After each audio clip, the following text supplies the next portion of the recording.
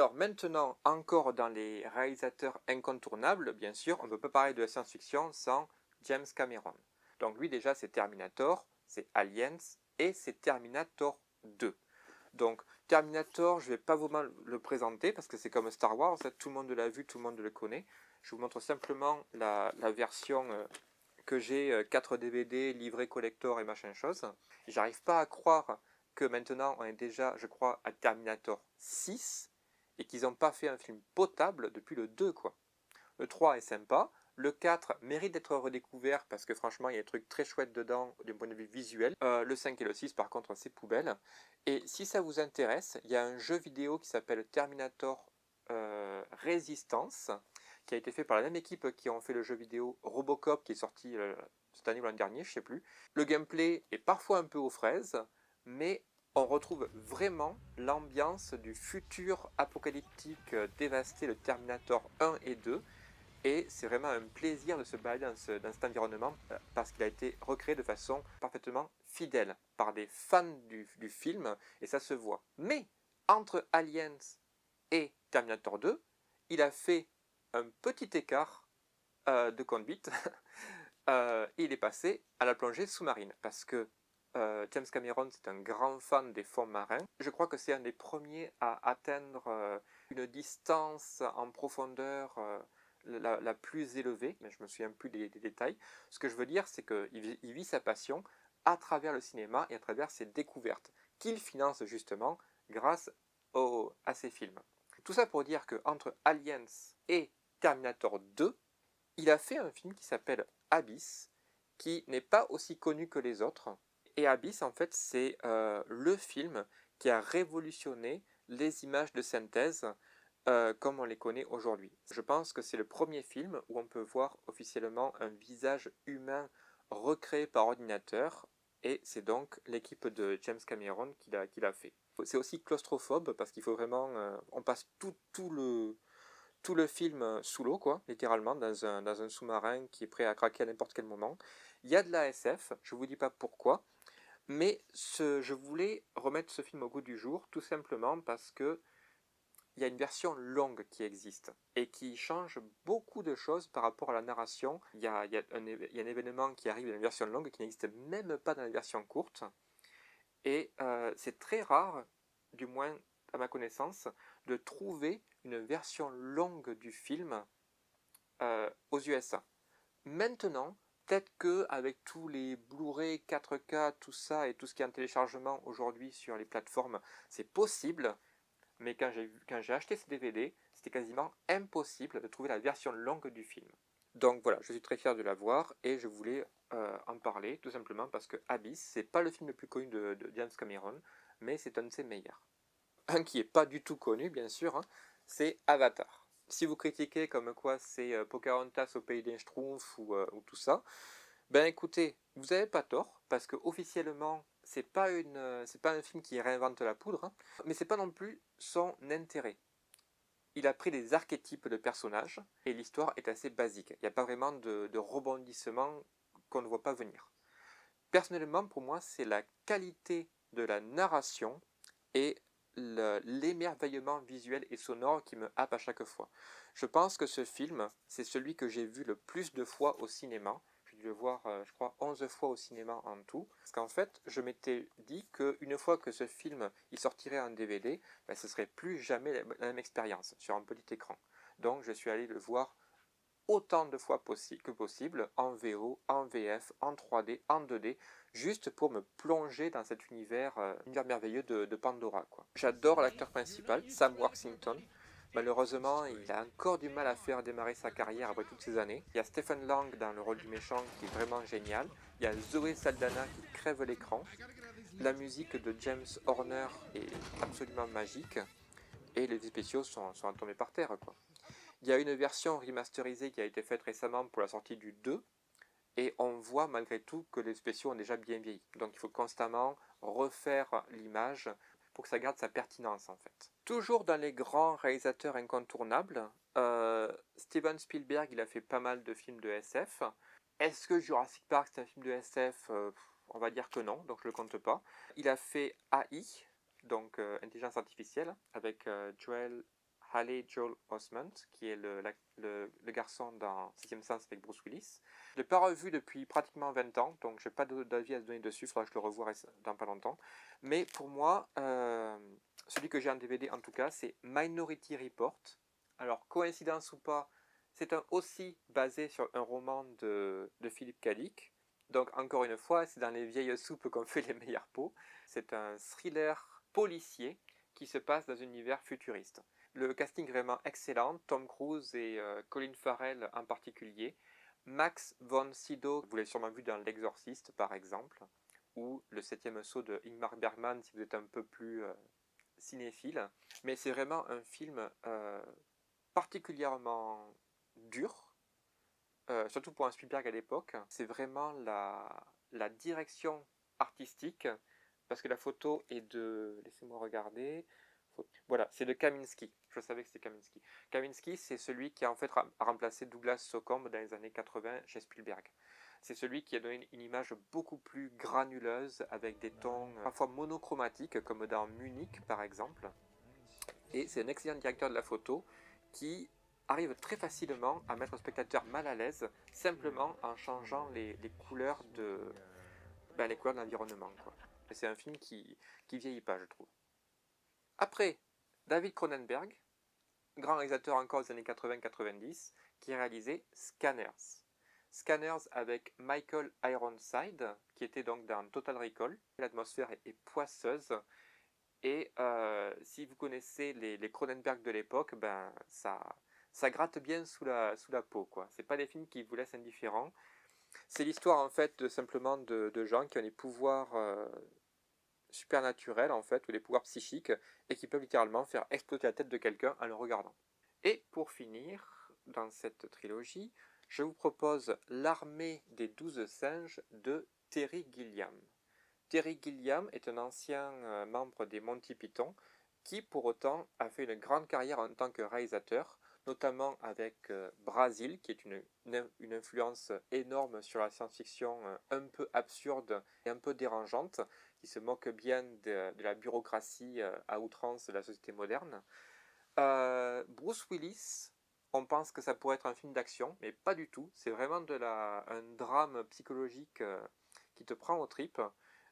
C'est l'histoire d'un mec qui vient du futur pour empêcher une pandémie. Le problème, c'est qu'on ne sait pas comment la pandémie a commencé. Est-ce que ça fait partie d'une organisation terroriste qui a lâché un virus ou pas? Et il essaie d'en découvrir l'origine. Brad Pitt, dedans, a un second rôle absolument excellent. Complètement psycho, là aussi. On voit très rarement Brad Pitt dans ce genre de rôle, surtout à l'époque. Je me demande s'il n'est pas basé sur un roman, encore une fois, de quelqu'un. Ah non, celui-là, il est basé sur un scénario de David Peoples, qui est le scénariste de Blade Runner, mais aussi sur un film français qui s'appelle La Jetée. Je crois que La Jetée, c'est un court-métrage avec des acteurs français et qui a été extrêmement bien reçu par la critique à l'époque par rapport à son ambition narrative. Et donc, L'Armée des 12 singes, ils en ont fait un film ensuite. Je sais qu'il y a une série télé qui est sortie qui s'appelle L'Armée des 12 singes, donc 12 Monkeys en anglais. Je ne l'ai jamais vu, je ne sais pas du tout si c'est bien ou pas. Deux autres films de SF par des grands réalisateurs. On a Contact de Robert Zemeckis. Alors Zemeckis, vous le connaissez forcément puisque c'est le réalisateur de Retour vers le futur, Forrest Gump, tout ça, quoi. C'est un très grand réalisateur américain. Et Contact, c'est basé aussi sur un bouquin écrit par Carl Sagan, donc. Et c'est l'histoire en fait. Alors c'est marrant parce que je viens de me rendre compte qu'il y a Matthew McConaughey dedans. Et en fait, ça ressemble pas mal au scénario de Interstellar, mine de rien. Donc voilà, c'est rigolo qu'ils se donnent dans les deux films. Du coup, si vous avez vu Interstellar, je vous recommande largement ce film. Ça se passe plus sur Terre, avec des chercheurs de la NASA qui vont tenter d'entrer en communication avec une intelligence extraterrestre. Je m'en souviens pas trop, mais je sais qu'il y a une scène qui m'avait beaucoup marqué, justement parce qu'elle était super intense. Donc c'est un très bon thriller, à la fois de SF, et c'est aussi un film intelligent et mature. Et en parlant de thriller, de SF intelligent et mature, je crois qu'on n'a pas fait mieux que Les Fils de l'Homme de Alfonso Cuarón. Alfonso Cuarón est un réalisateur, il me semble, espagnol, qui a déjà renouvelé la saga Harry Potter, puisque c'est lui qui a fait le 3e volet, Le Prisonnier d'Azkaban.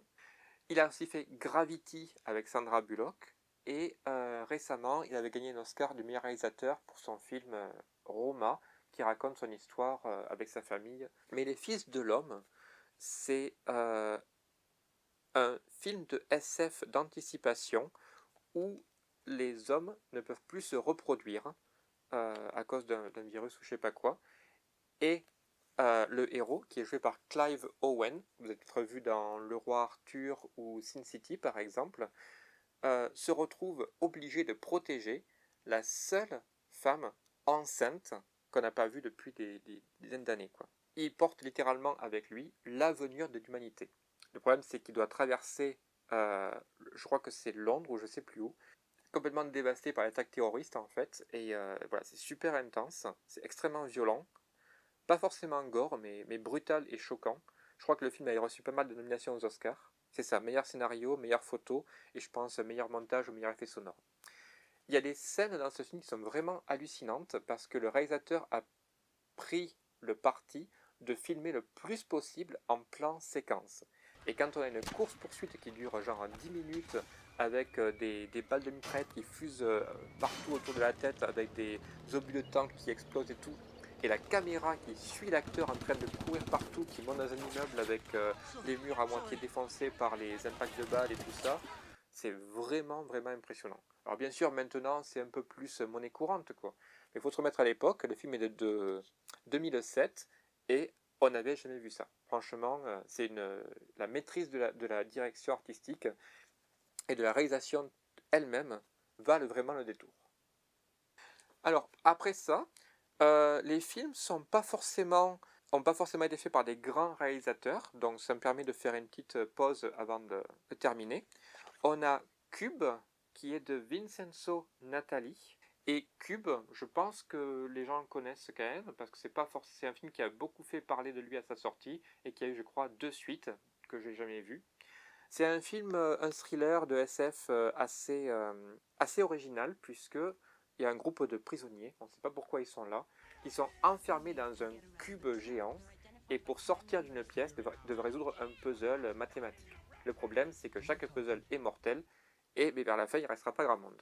Et vu que tous les codes doivent être résolus par des équations mathématiques, ben, j'apprécie les films d'horreur comme ça, où les gens euh, doivent utiliser leurs neurones pour s'en sortir. Bon, je l'ai vu qu'une ou deux fois, mais il est bien marqué à l'époque. Il a reçu pas mal de prix, comme un prix du public, grand prix de la critique, et ainsi de suite. Je pense qu'aujourd'hui, il a un peu vieilli, mais ça reste une valeur sûre. Men in Black, alors j'hésitais à le mettre entre SF et comédie, celui-là, parce que c'est vraiment entre les deux. Réalisé par Barry Sonnenfeld, qui est aussi le réalisateur de La Famille Adams.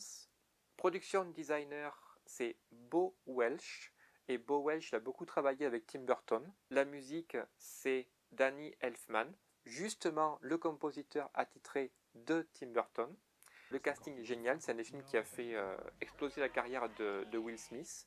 Mais Tommy Lee Jones crève l'écran également. Je ne le présente pas forcément parce que c'est un film que tout le monde connaît. J'aimerais simplement dire que les maquillages ont été réalisés par Rick Baker. Et Rick Baker, c'est un des plus grands maquilleurs de l'histoire du cinéma 80-90, notamment pour son travail incroyable sur An American Werewolf in London, où, pour la première fois, on voyait la transformation d'un homme en loup-garou à l'écran, sans plan de coupe, quoi. C'était vraiment impressionnant. À part ça, voilà, c'est un film qui est vraiment génial, très drôle, très bien rythmé. J'aimerais dire que Men in Black 2 et 3, puisque c'est une trilogie, sont aussi bien que le premier. C'est pas le cas. Le 3 est vraiment sympa, je vous le conseille. Le 2, bon, il a été fait, je pense, avec des problèmes de studio et il n'est pas à la hauteur de ses ambitions. Par contre, il y a aussi un autre qui est sorti qui s'appelle Men in Black, je sais pas quoi, et il paraît que c'est un gros navet. J'ai vu quelques extraits, ça m'intéresse pas du tout. Alors, Matrix, la trilogie, même s'il y a un 4 qui est sorti, je l'ai pas, et puis c'est un film qui est vraiment bizarre. Je sais pourquoi il en fait comme ça, mais j'ai pas trop envie de m'attarder dessus. Le premier restera toujours un modèle du genre. C'est un film qui est à la fois extraordinaire par rapport à son ambition narrative et visuelle, puisque c'est un des premiers films qui a inventé le bullet time.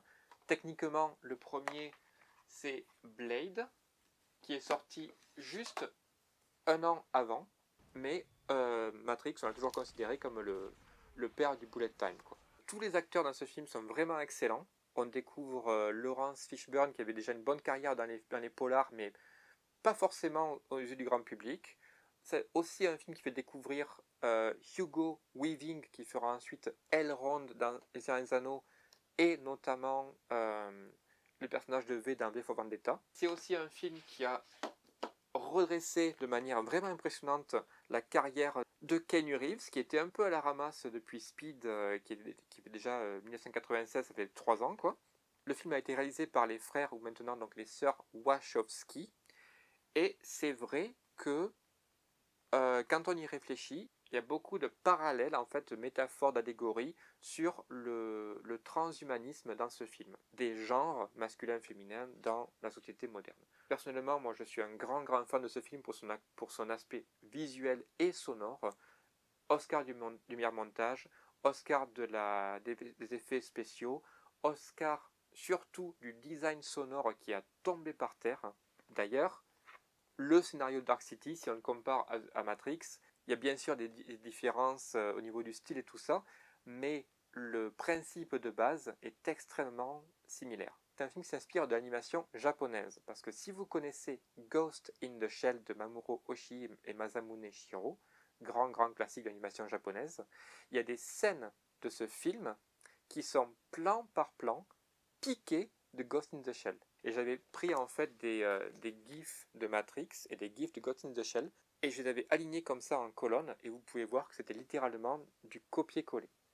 Sans oublier que le chorégraphe de scène d'action est hongkongais, il s'appelle Yuen Woo-ping, qui a beaucoup bossé avec Jet Li à Hong Kong et tout ça, et donc il amène son expertise des scènes d'action dans un film américain pour une des premières fois. Donc c'est là qu'il a commencé à changer le style des combats, des scènes d'action à Hollywood. Et en parlant de changer le style des combats, le cascadeur qui double Keanu Reeves dans les scènes de combat dans ce film, c'est Chad Stahelski, et c'est lui qui deviendra donc 20 ans plus tard le réalisateur de la série John Wick. J'ai la trilogie dans la main, donc Matrix Reloaded, Matrix Revolution. Personnellement, les deux n'arrivent pas à la cheville du premier, ils auraient dû s'arrêter là, mais il y a quand même des bons trucs dans chacun, et il ne faut pas les dénigrer. La scène de l'autoroute dans le 2, elle a tombé par terre, quoi. Ils ont quand même reconstruit un pan entier d'autoroute juste pour filmer cette scène, donc le budget était faramineux, quoi. Et dans le 3, il y a des scènes d'action aussi qui sont très sympas, notamment par exemple quand il y a une fusillade, et pour éviter les balles, il y en a qui sautent au plafond, et donc qui sont pendus la tête en bas en tirant avec deux flingues. C'est quand même très intéressant d'un point de vue visuel. Malheureusement, ça se perd souvent dans les discours philosophiques à la mort moelleux, qui, pour autant, ont un bon fond. Si on écoute vraiment ce que les personnages disent, c'est vraiment intéressant. Malheureusement, comme c'est très lourdingue et très prétentieux et parfois assez mal écrit, quoi, un peu maladroit, autant passer en avance rapide certains dialogues et se concentrer sur les scènes d'action. Voilà. Donc à voir, mais le premier est clairement au-dessus du lot.